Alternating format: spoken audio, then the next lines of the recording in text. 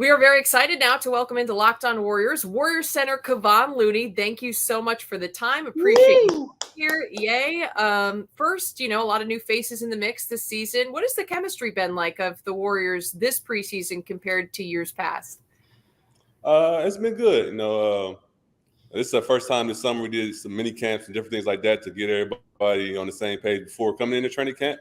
I think you can tell the difference by us doing that. Everybody's on the same page already. The first day of practice didn't feel like the first day of practice, and we still got a lot to grow on the court. But I think we're taking steps in the right direction, and everybody has the same goal. A lot of folks really excited to see how CP3 would fit in with this group. What has your experience been like now being on the same team as him and getting to interact with him in the locker room? It's been a lot of fun. It's definitely different. We've been going against him for so long, and he's been like our arch nemesis since I've been in the league. So have him on our side now, it's been pretty fun. He's a great leader. He's real vocal. He talks a lot, so that makes everything easy. But it's been a lot of fun just to learn from him. He has a lot of knowledge, especially in the pick and roll, different things for me that I can learn from and can apply during the season. Of some of the newcomers and the youngsters returning, who has impressed you with the way they've come into training camp? I know in the preseason game, there were a lot of impressive performances from some of the young up-and-coming Warriors players. Throughout training camp, I would probably say JK, Moses, and Gary has been like standouts to me. Not having Gary last training camp and him being here, you can tell from his intensity, his joy on the court, and just what he brings defensively. It just pops out every time he gets out there on the court. And then just JK and Moses, just seeing their growth from last year. They've been one of some of our better players throughout training camp. You saw that throughout the game. And I'll also shout out the rookie BP.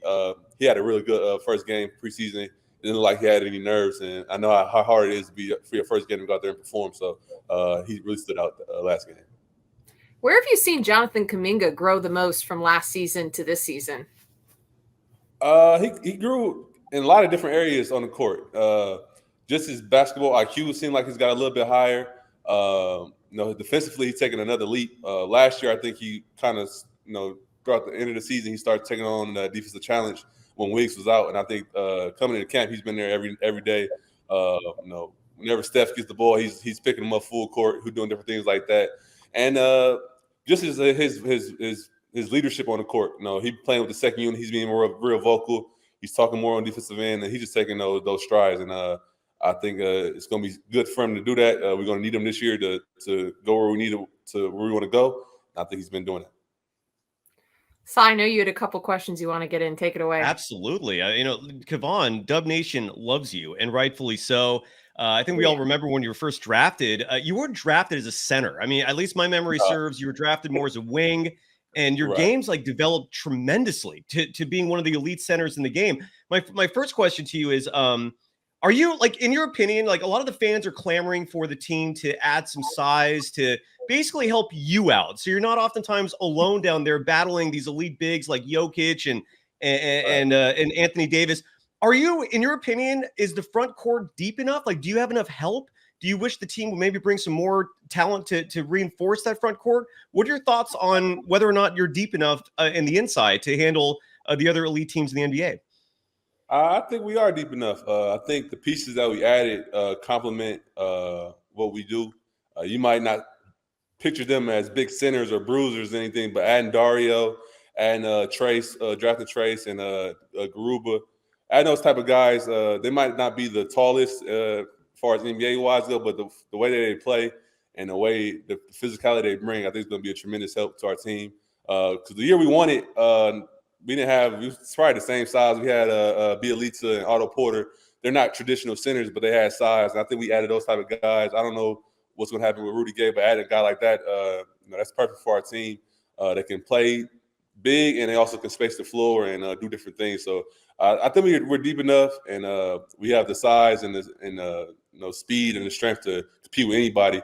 And at the end of the day, our strength is going to be us playing fast and making teams adjust to the way we play. And I think if we're able to do that and do that at a high level, we're pretty tough to beat. Absolutely. I don't know if you agree with this sentiment or not, but when I saw Usman Garuba on the court with you for the first time, he looked like a little big Draymond, if that makes sense. They look Yeah, so similar. By the way, I've been saying this on the show for a long time, Kevon. So good. I'm sorry. I said Draymond might get mad about that. He thinks he looks better than Ruben. But, yeah, he definitely they really similar. I've been, and Kevon, we can't thank you enough for joining this program. I've been saying on the show for a long time now that you might be, and in my humble opinion, you are the best rebounder in the NBA. I don't think many people entertain that thought until you grab 22 boards in a conference clinching game. But I really believe that. Like, in your opinion, what has led to you being one of, if not the best rebounders in all the NBA? That's a loaded question because there's a lot that goes into it. But I think last year for me, just taking that next step was just going every time, being more relentless, taking more pride in grabbing every rebound. I feel like I was a good rebounder, but to be an elite at something, you got to be a little selfish and a little greedy. And I felt like throughout the season, they needed for us to win, we had to rebound at a higher level. So I took that challenge on. I wanted to be able to grab every rebound offensively and defensively.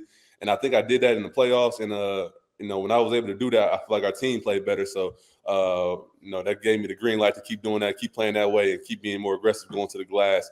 And now it's a team effort. Coach been talking about all training camp is us going as a team and us being relentless. And, that fits me perfect. And then hopefully I can lead the charge that way. That segues perfectly, though, into a recent award that you won, being named the Windex Trophy winner for your ability to clean the glass, as they say. What did that mean to you? I know fans also had a say in that, but can you tell us a little bit about it? That was a huge honor to be recognized by Windex, especially it being a fan vote for the fans to see me as the best glass cleaner in the game. It's a tremendous honor, something that as a big man, there's no higher honor than that. Is getting the glass cleaner, something that I take pride in. Something that as a kid, me and my dad, he yelled at me all the time about boxing out and doing this. He's like, man, when is that ever going to matter? But look at me now. It's just one of the biggest things that I do in the NBA. And to get a award like that, it's just it's just amazing. Me being with Steph and Draymond, those guys, I don't get a chance to win a lot of awards. So when I do get a chance to win some hardware that they don't got, it's a badge of honor. That's awesome. You really are an unsung hero, though. I know Cyrus mentioned it. The fans love you, and you do so much in the interior for the Warriors. Great to see you get that type of honor. Now, I saw you with the actual trophy. Do you use Windex to clean the trophy, or do you use Windex in your house to also glass clean then? Definitely. They gave me some free bottles, and I'm definitely using them, putting them to use. When I was growing up, that was my job as a kid, was to clean all the glass off. My mom used to, before she got up, I had to make sure the whole house was clean, and that was my job. So it's only right that I came full circle and won the award, and now she got the award at her house. And I make sure that she's cleaning my trophy and make sure it's spick and span. I love that. Being taught to clean the glass in multiple ways growing up. That's fantastic. One quick question I had for you was back-to-back seasons as an Ironman, a full 82 games that you have played in the last 2 seasons. You haven't missed a game since going back to 2020, 2021. What is the secret to you being able to play night in and night out, despite even some bumps and bruises? I know last season you had some lower back minor issues, but you were able to continue to play. How have you been able to keep that streak alive? Just credit to our training staff. They do a great job of keeping the guys healthy and keeping us on the court.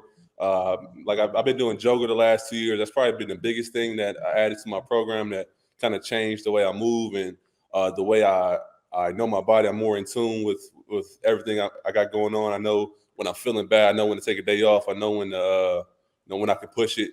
So learning from my veterans that I had before, learning how to take care of my body and learning what to add to my workout programs, different things like that. It's really been a real key for me to staying healthy.